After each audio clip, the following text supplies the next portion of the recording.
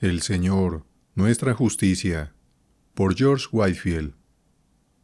Jeremías 23, versículo 6. El Señor nuestra justicia. Cualquiera que conozca la naturaleza de la humanidad en general, o la propensión de su propio corazón en particular, debe reconocer que la justicia propia es el último ídolo que se desarraiga del corazón. Habiendo nacido una vez bajo un pacto de obras, es natural que todos recurramos a un pacto de obras para nuestra salvación eterna. Y hemos contraído un orgullo tan diabólico por nuestra caída de Dios que quisiéramos, si no totalmente, al menos en parte, gloriarnos de ser la causa de nuestra propia salvación. Gritamos contra el papismo, y eso es muy justo, pero todos somos papistas. Al menos estoy seguro, todos somos arminianos por naturaleza, y por lo tanto no es de extrañar que tantos hombres naturales abracen ese esquema. Es cierto que renunciamos a la doctrina del mérito. Nos avergonzamos directamente de decir que merecemos algún bien de manos de Dios. Por lo tanto, como observa excelentemente el apóstol, andamos por ahí, buscamos un circuito para establecer una justicia propia, y como los fariseos de antaño, no nos sometemos del todo a esa justicia que es de Dios por medio de Jesucristo nuestro Señor. Ese es el más doloroso, aunque hay el más común de los males que se han visto bajo el sol. Un mal que, en cualquier época, especialmente en esta escoria del tiempo en que vivimos, no puede ser suficientemente combatido. Porque así como ocurre con el pueblo, también ocurre con los sacerdotes. Y es de temer que, incluso en aquellos lugares donde una vez se predicó eminentemente la verdad tal como es en Jesús, muchos ministros están tan tristemente degenerados respecto a sus piadosos antepasados, que las doctrinas de la gracia, especialmente la justicia personal y suficiente de Jesús, no se mencionan más que muy rara vez y muy ligeramente. De ahí que el amor de muchos se enfríe, y a menudo he pensado, si fuera posible, que esta sola consideración sería suficiente para levantar a nuestros venerables antepasados de nuevo de sus tumbas, que les tronaría en los oídos su error fatal. La justicia de Jesucristo es uno de esos grandes misterios que los ángeles desean examinar, y parece ser una de las primeras lecciones que Dios enseñó a los hombres después de la caída, porque, ¿qué fueron las túnicas que Dios hizo poner a nuestros primeros padres, sino tipos de la aplicación de los méritos de la justicia de Jesucristo a los corazones de los creyentes? Se nos dice que esas túnicas estaban hechas de pieles de bestias, y, como las bestias no eran entonces alimento para los hombres, podemos inferir con justicia que esas bestias fueron sacrificadas, en conmemoración del gran sacrificio, Jesucristo, que sería ofrecido a partir de entonces. Y las pieles de las bestias así sacrificadas, al ser puestas sobre Adán y Eva, se les enseñó cómo su desnudez debía ser cubierta con la justicia del Cordero de Dios. Esto es lo que se quiere decir cuando se nos dice, Abraham creyó en el Señor, y le fue contado por justicia. En resumen, eso es lo que han hablado tanto la ley como los profetas, especialmente Jeremías en las palabras del texto, el Señor nuestra justicia. Propongo, por la gracia divina, primero, considerar qué debemos entender por la palabra Señor. Segundo, cómo el Señor es la justicia del hombre. Tercero, consideraré algunas de las principales objeciones que generalmente se esgrimen contra esta doctrina. Cuarto, mostraré algunas consecuencias muy malas que se derivan naturalmente de la negación de esta doctrina. Quinto, concluiré con una exhortación a todos para que vengan a Cristo por la fe, a fin de que puedan decir con el profeta del texto, el Señor nuestra justicia. Primero, voy a considerar qué debemos entender por la palabra Señor, el Señor nuestra justicia. Si algunos arrianos o socinianos se sienten atraídos por la curiosidad de escuchar lo que el charlatán tiene que decir, que se avergüencen de negar la divinidad de ese Señor que ha comprado a los pobres pecadores con su preciosa sangre, porque la persona mencionada en el texto, bajo el carácter del Señor, es Jesucristo. He aquí que vienen días, dice el Señor, en que levantaré a David una rama justa, un rey que reinará y prosperará, y hará juicio y justicia en la tierra. Jeremías 23, versículo 5.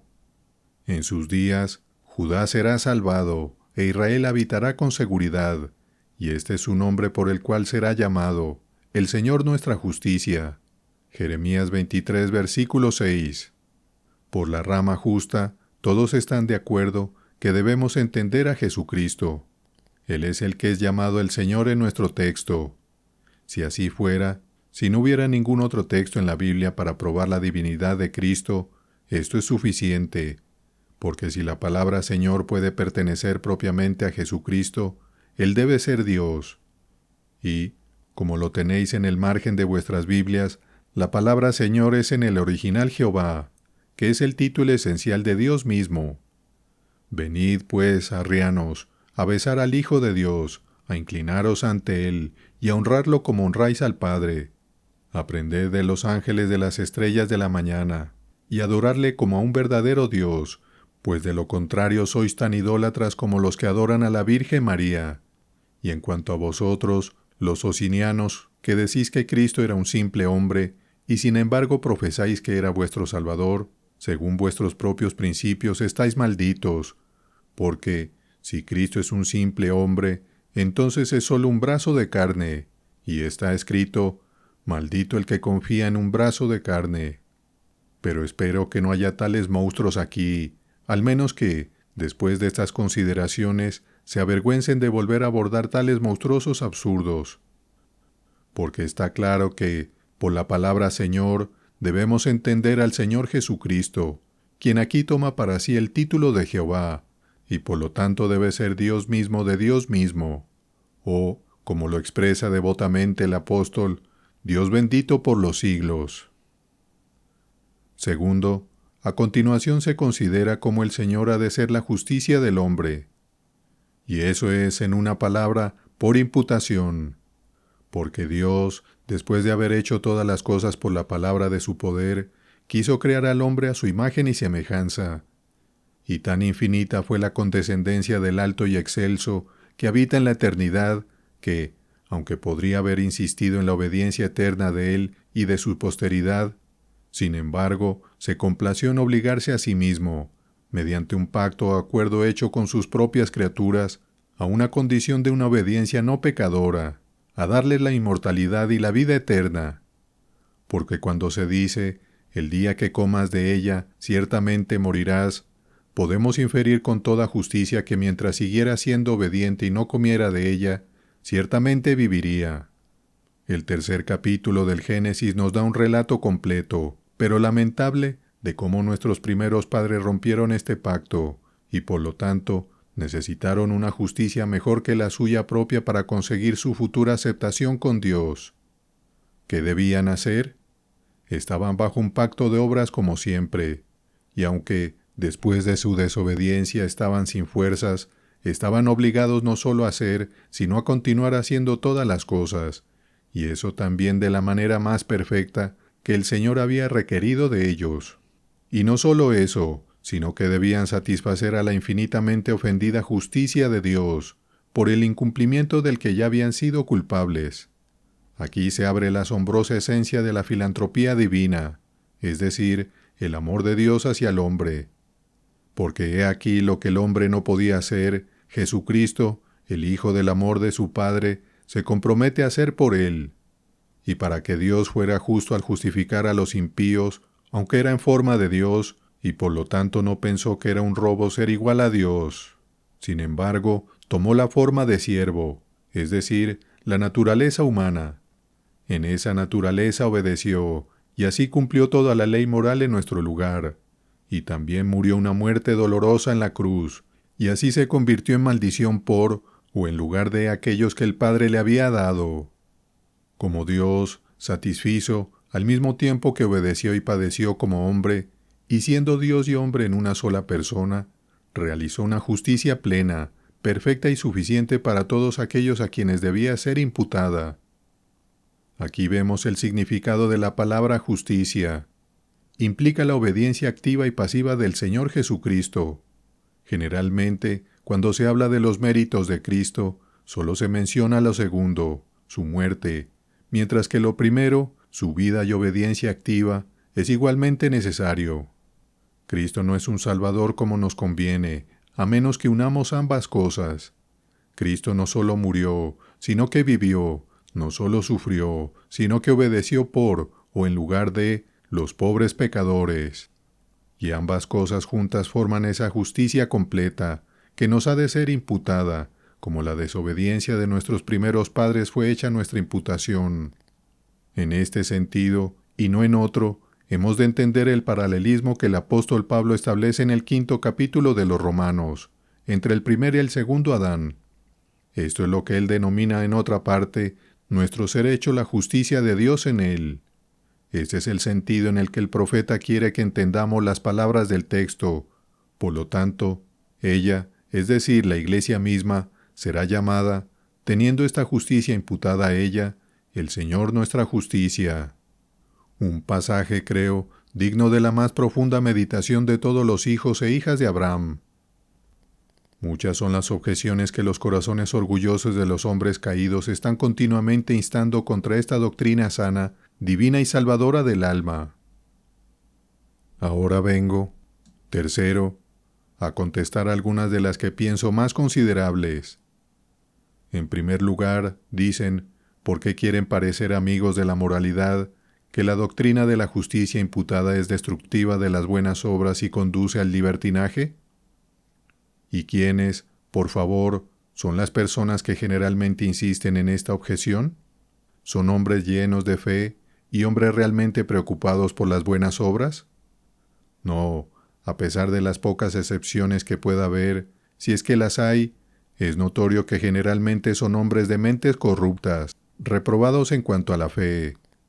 El mejor título que puedo darles es el de profanos moralistas o moralistas falsos, porque apelo a la experiencia de las épocas presentes y pasadas, si la iniquidad abundó y no abunda más, donde la doctrina de la justicia personal completa de Cristo es más criticada y más raramente mencionada. Los principios arminianos que son anticristianos siempre condujeron y siempre conducirán a prácticas anticristianas, y nunca se produjo una reforma en la Iglesia, sino por la predicación de la doctrina de una justicia imputada. Esto, como lo llama el hombre de Dios, Lutero, el artículo por el cual la Iglesia se mantiene o cae. Y aunque los predicadores de esta doctrina son generalmente tachados por los del otro bando con los oprobiosos nombres de antinómicos, engañadores y otros, sin embargo, creo que si la verdad de la doctrina de ambos bandos se juzgara por la vida de los predicadores o profesores de la misma, en nuestro bando la cuestión tendría la ventaja en todos los sentidos. Es cierto que esta, así como cualquier otra doctrina de la gracia, puede ser abusada, y tal vez el andar poco cristiano de algunos, que han hablado de la justicia imputada de Cristo, de la justificación por la fe y cosas semejantes, y sin embargo nunca la sintieron imputada a sus propias almas, ha dado a los enemigos del Señor un motivo para blasfemar. Pero esta es una manera muy insegura, así como muy injusta de argumentar. La única pregunta debería ser, si esta doctrina de una justicia imputada corta en sí misma la ocasión de buenas obras o se inclina al libertinaje. A esto podemos responder audazmente, de ninguna manera. Excluye las obras, en efecto, de ser causa de nuestra justificación a los ojos de Dios, pero requiere buenas obras como prueba de que se nos ha imputado esta justicia, y como evidencia declarativa de nuestra justificación a los ojos de los hombres. Y entonces, ¿cómo puede la doctrina de una justicia imputada ser una doctrina que conduce al libertinaje? Todo es una calumnia. El apóstol Pablo introduce a un fiel haciendo esta objeción en su epístola a los Romanos, y nadie sino los infieles, que nunca sintieron el poder de la resurrección de Cristo en sus almas, la insistirán de nuevo. Y por lo tanto, a pesar de esta objeción, con el profeta en el texto, podemos decir con valentía, el Señor es nuestra justicia. Pero Satanás, y no es de extrañar que sus siervos lo imiten, a menudo se transforma en un ángel de luz, y por lo tanto, tales cosas perversas harán que los hombres hablen. A fin de vestir sus objeciones con los mejores colores, algunos instan que nuestro Salvador no predicó tal doctrina, que en su sermón en el monte solo menciona la moralidad, y por lo tanto la doctrina de una justicia imputada cae totalmente al suelo. Pero ciertamente, los hombres que insisten en esta objeción, o nunca leyeron o nunca entendieron el bendito discurso de nuestro Señor, en el que la doctrina de la justicia imputada se enseña tan claramente que el que corre, si tiene ojos que ven, puede leer. En efecto, nuestro Señor recomienda la moralidad y las buenas obras, como lo hacen todos los ministros fieles, y despeja la ley moral de muchas glosas corruptas puestas sobre ellas por los fariseos letrados. Pero antes de llegar a esto, es notable que habla de la piedad interior, como la pobreza de espíritu, la mansedumbre, el santo luto, la pureza de corazón, especialmente el hambre y la sed de justicia. Y luego recomienda las buenas obras como una evidencia de que tenemos su justicia imputada a nosotros, y estas gracias y temperamentos divinos forjados en nuestros corazones. Brille vuestra luz ante los hombres, es decir, la luz divina que antes he mencionado, con una vida santa, para que, viendo vuestras buenas obras, glorifiquen a vuestro Padre que está en los cielos. Y enseguida añade, no penséis que he venido a destruir la ley moral, no he venido a destruirla, a quitarle la fuerza como norma de vida, sino a cumplirla, a obedecerla en toda su amplitud y a darle el sentido completo. Y luego pasa a mostrar lo extremadamente amplia que es la ley moral. De modo que nuestro Señor, en lugar de dejar de lado la justicia imputada en su sermón sobre el monte, no solo la confirma, sino que también responde a la objeción anterior que se ha planteado contra ella, haciendo que las buenas obras sean una prueba y evidencia de que se imputa a nuestras almas. Por lo tanto, el que tenga oídos para oír, que escuche lo que el profeta dice en las palabras del texto: el Señor nuestra justicia.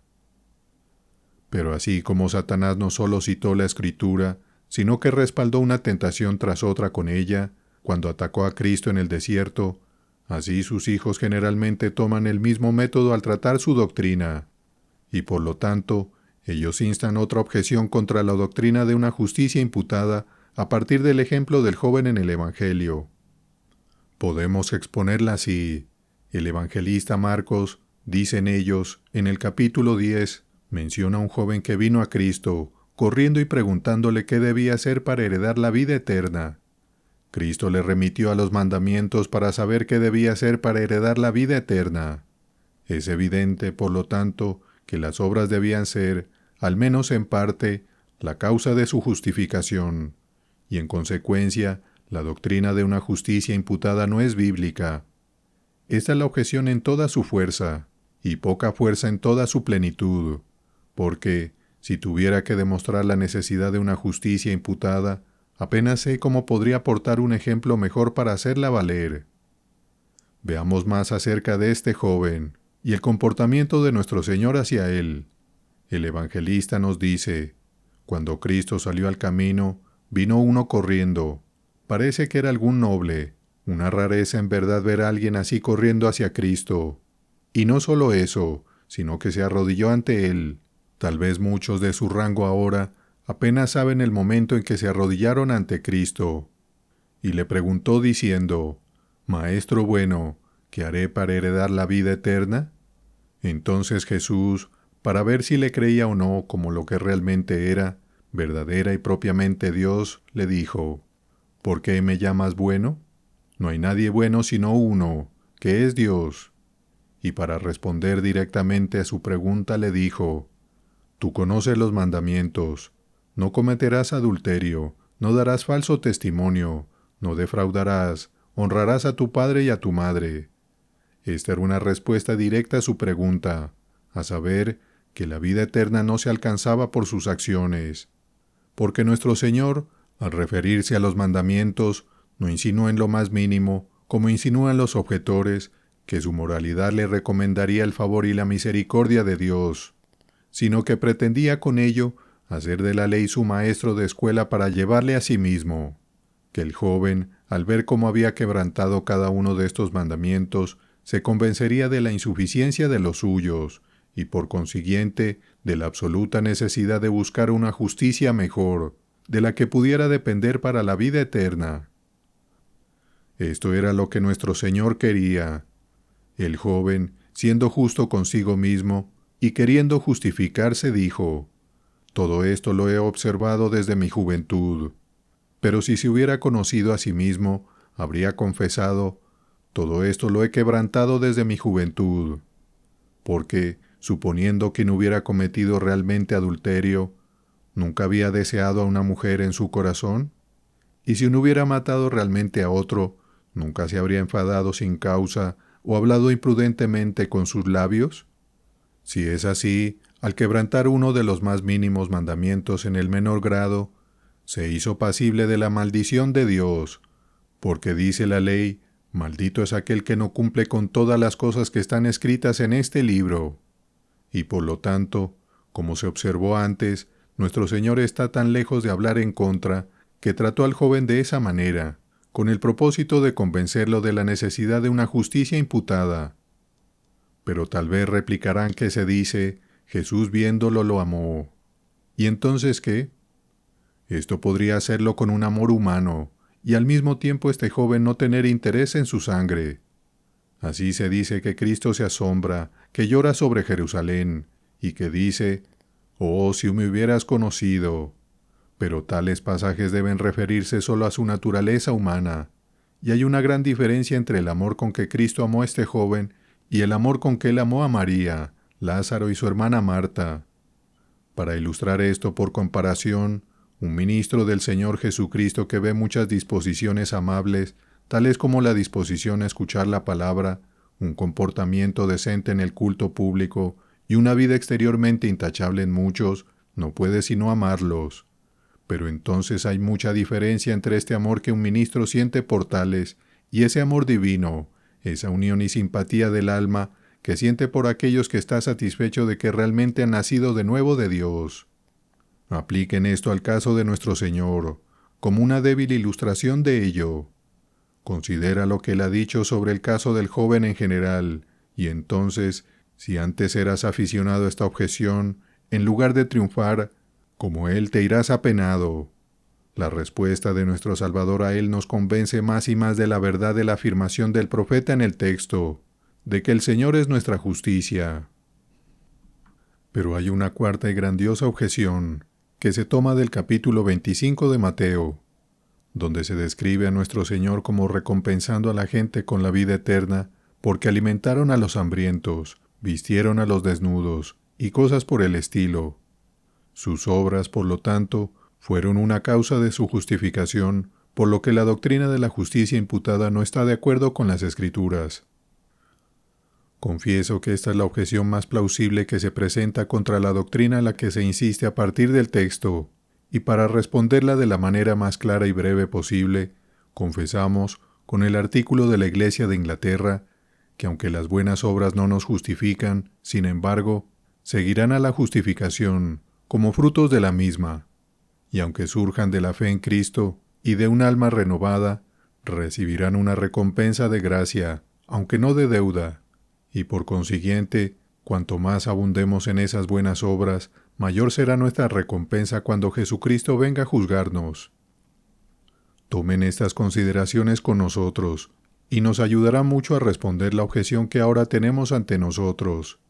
Porque así dice Mateo, entonces el Rey les dirá a los de su derecha, venid, hijos benditos de mi Padre, heredad del reino preparado para vosotros desde la fundación del mundo.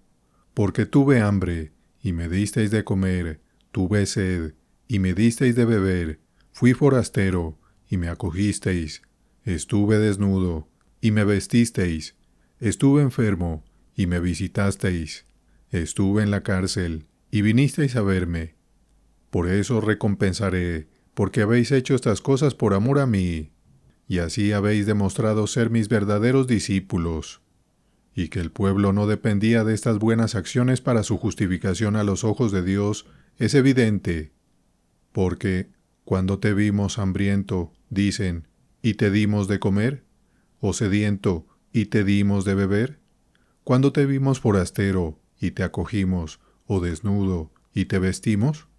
¿O cuando te vimos enfermo, o en la cárcel, y vinimos a ti?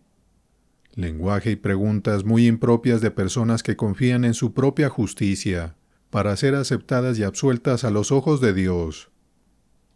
Pero entonces responden contra ti, En la última parte del capítulo, está claro que Jesucristo rechaza y condena a los demás por no hacer estas cosas, y por lo tanto, si condena a estos por no hacer, salva a aquellos por hacer, y en consecuencia la doctrina de una justicia imputada no sirve para nada. Pero eso no tiene ninguna consecuencia, porque Dios puede condenar justamente a cualquier hombre por omitir el menor deber de la ley moral, y sin embargo, en sí mismo no está obligado a dar a nadie ninguna recompensa, suponiendo que haya hecho todo lo que puede. Somos siervos inútiles. No hemos hecho ni de lejos lo que debíamos hacer. Debe ser el lenguaje de las almas más santas que viven, y por tanto, de o en nosotros mismos, no podemos ser justificados a los ojos de Dios. Ese era el estado de las almas devotas a las que acabamos de referirnos. Sensibles a esto, estaban tan lejos de depender de sus obras para la justificación a los ojos de Dios, que se llenaron, por así decirlo, de un santo rubor, al pensar que nuestro Señor se dignara mencionar, y mucho más recompensar, sus pobres obras de fe y trabajos de amor. Estoy persuadido de que sus corazones se levantarían con una santa indignación contra aquellos que insisten en este pasaje, como una objeción a la afirmación del profeta de que el Señor es nuestra justicia.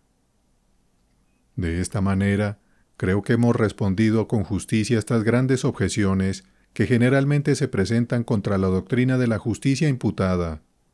Si tuviera que detenerme aquí, creo que podría decir: somos más que vencedores por medio de aquel que nos amó. Pero hay una manera de argumentar que siempre he admirado, porque me ha parecido siempre muy convincente al mostrar los absurdos que se derivan de negar cualquier proposición particular en disputa.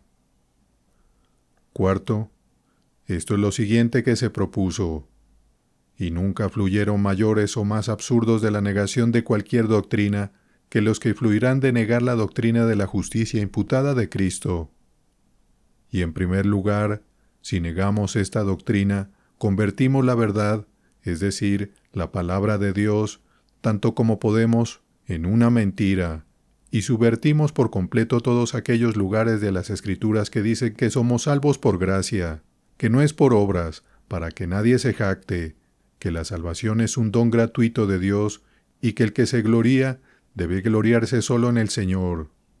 Porque, si toda la justicia personal de Jesucristo no es la única causa de mi aceptación ante Dios, si alguna obra hecha por mí o prevista en mí fuera en lo más mínimo a unirse con ella, o considerada por Dios como una causa inductora e impulsora de la absolución de mi alma de la culpa, entonces tengo algo de lo que puedo gloriarme en mí mismo. No se excluye la jactancia en la gran obra de nuestra redención, pero eso no puede ser si somos enemigos de la doctrina de una justicia imputada. Sería interminable enumerar cuántos textos de las Escrituras deben ser falsos, si esta doctrina no es verdadera. Basta afirmar, en general, que si negamos la justicia imputada, también podemos negar de una vez la revelación divina, pues es el alfa y el omega, el principio y el fin del libro de Dios. Tenemos que descreer eso, o creer en lo que el profeta ha dicho en el texto, que el Señor es nuestra justicia. Pero además, observe el principio de este discurso, que todos somos arminianos y papistas por naturaleza, porque como uno dice, el arminianismo es el camino de vuelta al papismo. Y aquí me aventuro a afirmar que si negamos la doctrina de la justicia imputada, sea cual sea el estilo que nos demos a nosotros mismos, somos realmente papistas en nuestros corazones, y no merecemos otro título de los hombres. Señores, ¿qué piensan ustedes? Supongan que yo viniera a deciros que debéis interceder ante los santos, para que ellos intercedan ante Dios por vosotros. ¿No diríais que yo he sido justamente refutado como misionero papista por algunos y merecidamente expulsado de vuestras sinagogas por otros? Supongo que sí. ¿Y por qué? Porque, diráis, la intercesión de Jesucristo es suficiente por sí misma, sin la intercesión de los santos, y que es una blasfemia unirla de ellos con la suya, como si fuera suficiente. Supongamos que yo diera un poco más de vueltas, y dijera que la muerte de Cristo no era suficiente sin que nuestra muerte se añadiera a ella, que debéis morir al igual que Cristo, unir vuestra muerte a la suya, y entonces sería suficiente. ¿No podríais decir entonces, con santa indignación, arrojar polvo al aire y llamarme justamente expositor de doctrinas extrañas? ¿Y cómo entonces, si no es solo absurdo, sino blasfemo, unir la intercesión de los santos con la intercesión de Cristo, como si su intercesión no fuera suficiente, o nuestra muerte con la muerte de Cristo, como si su muerte no fuera suficiente? Juzgad si no es igualmente absurdo, igualmente blasfemo, unir nuestra obediencia, ya sea total o parcialmente, con la obediencia de Cristo, como si ésta no fuera suficiente. Y si es así, ¿qué absurdos seguirán a la negación de que el Señor, tanto en cuanto a su obediencia activa como pasiva, es nuestra justicia? Mencionaré un absurdo más, como el que sigue a la negación de esta doctrina, y lo he hecho.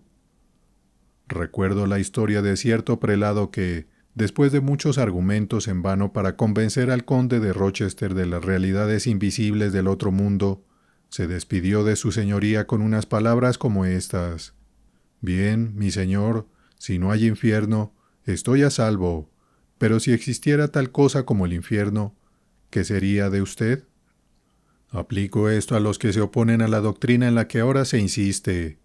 Si no existe la doctrina de la justicia imputada, los que la sostienen y dan fruto para la santidad están a salvo.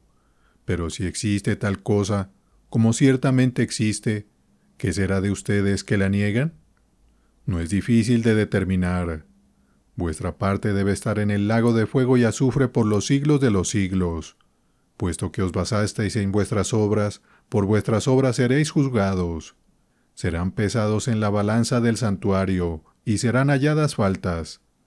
Por vuestras obras, pues, seréis condenados, y vosotros, estando fuera de Cristo, encontraréis que Dios, para vuestras pobres almas, es un fuego consumidor.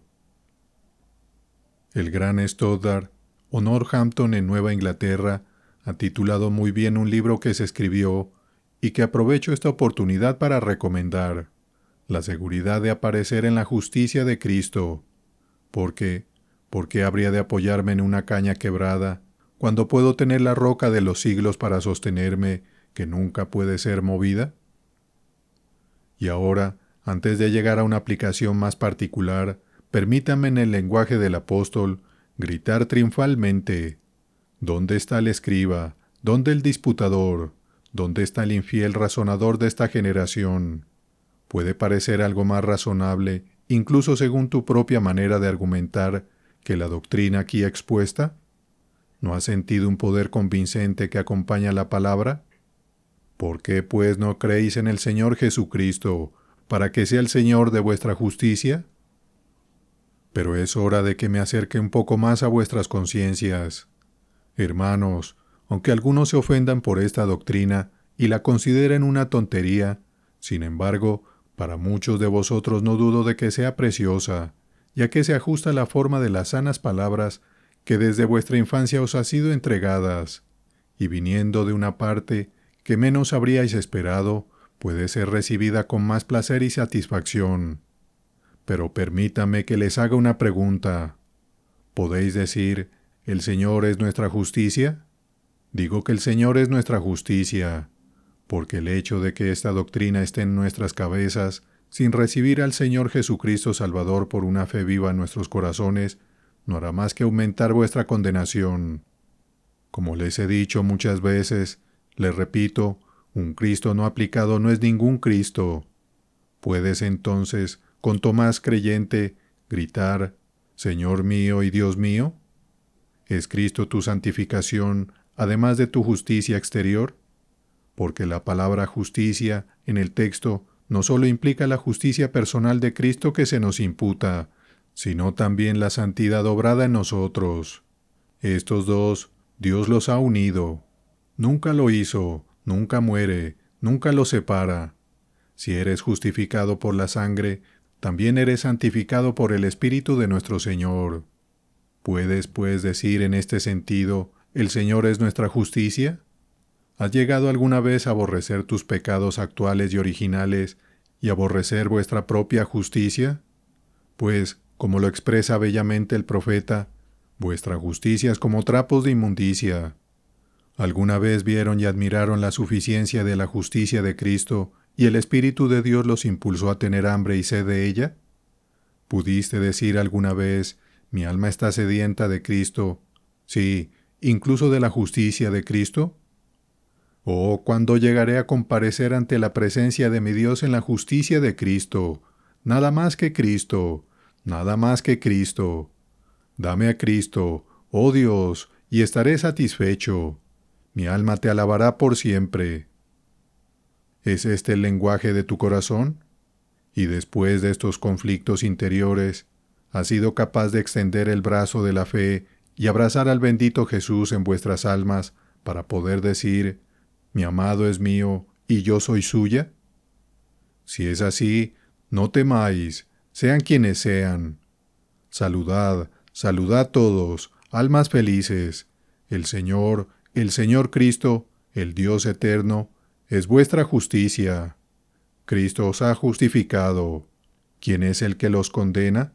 Cristo ha muerto por vosotros. Más aún, ha resucitado y vive siempre para interceder por vosotros.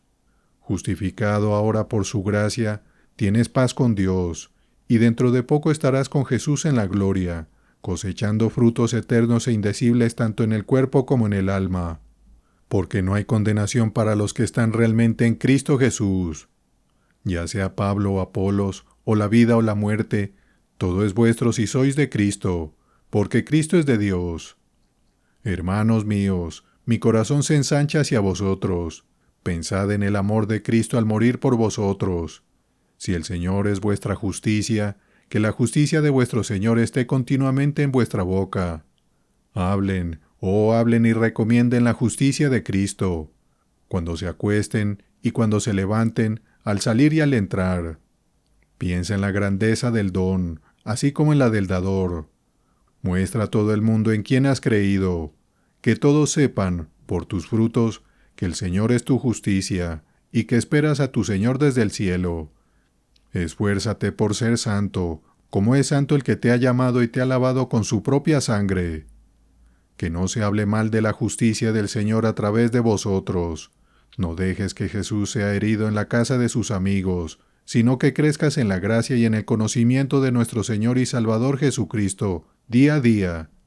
Piensa en su amor agonizante, deja que ese amor te obligue a la obediencia. Habiendo perdonado mucho, ama mucho. Pregúntate siempre, ¿qué debo hacer para expresar mi gratitud al Señor por haberme dado su justicia? Deja que esa pregunta de autoabandono y de exaltación de Dios esté siempre en vuestra boca. ¿Por qué yo, Señor? ¿Por qué a mí? ¿Por qué a mí se me quita y a otros se les deja? ¿Por qué el Señor es mi justicia? ¿Por qué se ha convertido en mi salvación? ¿Cuántas veces he merecido la condenación en tus manos? Amigos míos, confío en que siento algo del amor distintivo de Dios en mi corazón. Por lo tanto, debo desviarme un poco de felicitarlos, para invitarlos a los pobres pecadores sin Cristo a venir a Él, y aceptar su justicia, para que puedan tener vida. ¡Ay, mi corazón casi sangra! ¡Qué multitud de almas preciosas están ahora ante mí! ¡Cuán pronto deben ser conducidas a la eternidad! Y sin embargo, oh pensamiento cortante, si Dios requiere ahora todas sus almas, cuán pocas comparativamente hablando podrían decir realmente, el Señor es nuestra justicia. ¿Y crees, oh pecador, que podrás permanecer en el día del juicio si Cristo no es tu justicia? No, solo ese es el traje de bodas con el que debes presentarte. Oh pecadores sin Cristo, estoy angustiado por ustedes. Los deseos de mi alma se agrandan. Oh, que este sea un tiempo aceptado, que el Señor sea vuestra justicia. Porque, ¿a qué huirás si la muerte os multará desnudos? En efecto, no podéis esconderos de su presencia. Las lamentables hojas de higuera de vuestra propia justicia no cubrirán vuestra desnudez, cuando Dios os llame a comparecer ante Él. A Adán le resultaron ineficaces, y lo mismo ocurrirá a vosotros. Oh, pensad en la muerte. Piensa en el juicio. Todavía un poco, y el tiempo no será más. Y entonces, ¿Qué será de vosotros si el Señor no es vuestra justicia? ¿Crees que Cristo te perdonará? No, el que te formó no tendrá misericordia de ti. Si no eres de Cristo, si Cristo no es tu justicia, Cristo mismo te declarará condenado. ¿Y puedes soportar la idea de ser condenado por Cristo? ¿Puedes soportar que el Señor Jesús te diga, apartaos de mí, malditos, al fuego eterno, preparado para el diablo y sus ángeles? ¿Puedes vivir pensando en el fuego eterno? ¿Es vuestra carne de bronce y vuestros huesos de hierro? ¿Y qué si lo son? El fuego del infierno, ese fuego preparado para el diablo y sus ángeles, los calentará por completo. ¿Y puedes soportar apartarte de Cristo? Oh, ese pensamiento tan desgarrador. Pregúntale a esas almas santas, que en cualquier momento se lamentan de un Dios ausente, que caminan en las tinieblas y no ven la luz, aunque sea por unos pocos días u horas. Pregúntales qué es perder la luz y la presencia de Cristo. Vean cómo lo buscan con dolor, y van en pos de Él todo el día. Y, si es tan terrible perder la presencia sensible de Cristo solo por un día, ¿qué será si debe estar desterrado de Él para toda la eternidad?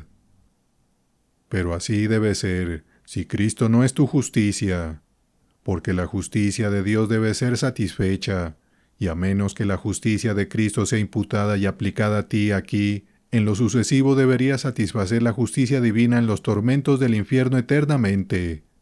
Es más, Cristo mismo te condenará en ese lugar de tormento. ¿Y cuánta angustia produce este pensamiento? Me parece ver a los pobres, temblorosos y sin Cristo, de pie ante el tribunal de Dios gritando, Señor, si debemos ser condenados, que algún ángel o arcángel pronuncie la sentencia condenatoria. Pero todo es en vano. Cristo mismo pronunciará la sentencia irrevocable. Conociendo, pues, los terrores del Señor, permíteme persuadirte de que cierres con Cristo, y no descanses hasta que puedas decir, el Señor es nuestra justicia. ¿Quién sabe sino que el Señor puede tener misericordia de ti, puede perdonarte abundantemente? Suplica a Dios que te dé fe, y si el Señor te la da, recibirás por ella a Cristo, con su justicia y su todo. No debéis temer la grandeza o el número de vuestros pecados, porque, ¿sois pecadores? Yo también lo soy. ¿Eres el primero de los pecadores? Yo también.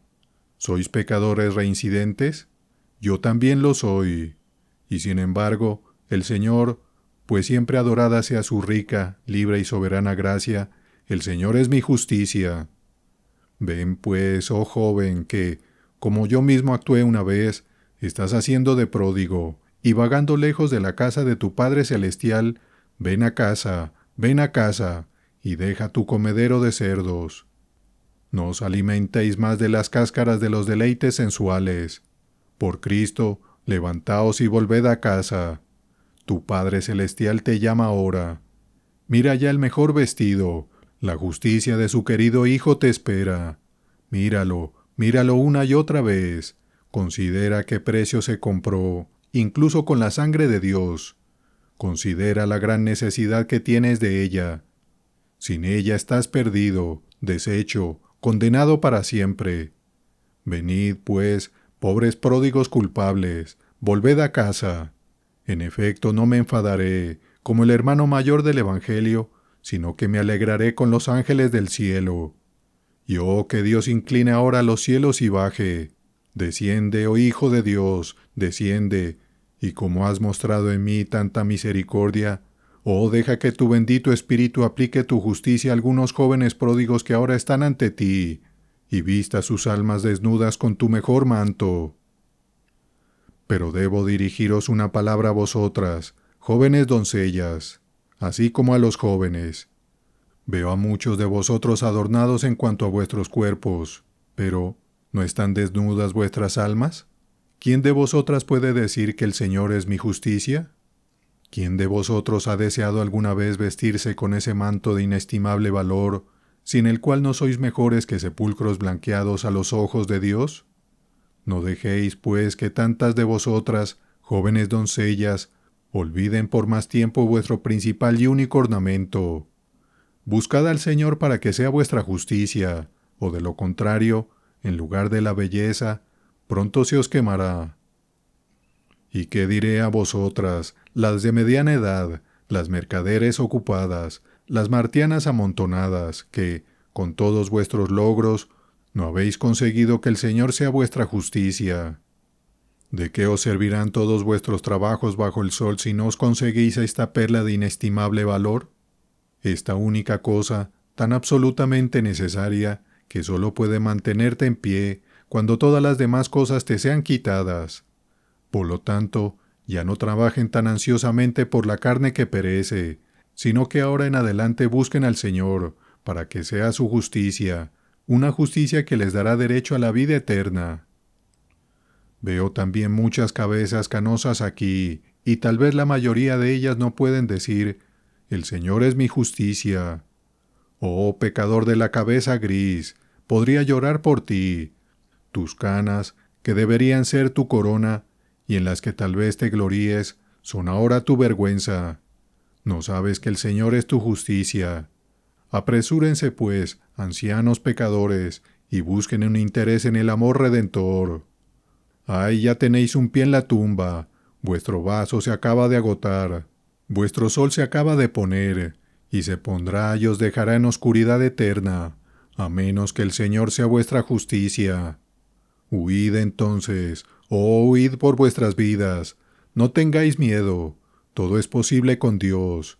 Si venís, aunque sea la hora 11, Cristo Jesús no os echará de ninguna manera. Buscad pues al Señor para que sea vuestra justicia, y suplicadle que os haga saber cómo es que un hombre puede nacer de nuevo siendo viejo. Pero no debo olvidar a los corderos del rebaño. Alimentarlos fue uno de los últimos mandatos de mi Señor. Sé que se enojará conmigo si no les digo que el Señor es su justicia, y que de los tales es el reino de los cielos. Venid pues, hijitos, venid a Cristo. El Señor Cristo será vuestra justicia. No penséis que sois demasiado jóvenes para convertiros. Tal vez muchos de vosotros tengáis 9 o 10 años, y aún no podéis decir, «El Señor es nuestra justicia», cosa que muchos han dicho, aunque son más jóvenes que vosotros. Venid, pues, mientras sois jóvenes. Tal vez no lleguéis a ser viejos. No se queden por los demás. Si sus padres y madres no quieren venir a Cristo, vengan ustedes sin ellos. Dejen que los niños les guíen, y mostrarles cómo el Señor puede ser su justicia. Nuestro Señor Jesucristo amaba a los niños pequeños. Vosotros sois sus corderos. Él me pide que los alimente. Ruego a Dios que los haga estar dispuestos a tomar al Señor por vuestra justicia. Aquí podría concluir, pero no debo olvidar a los pobres negros. No, no debo hacerlo.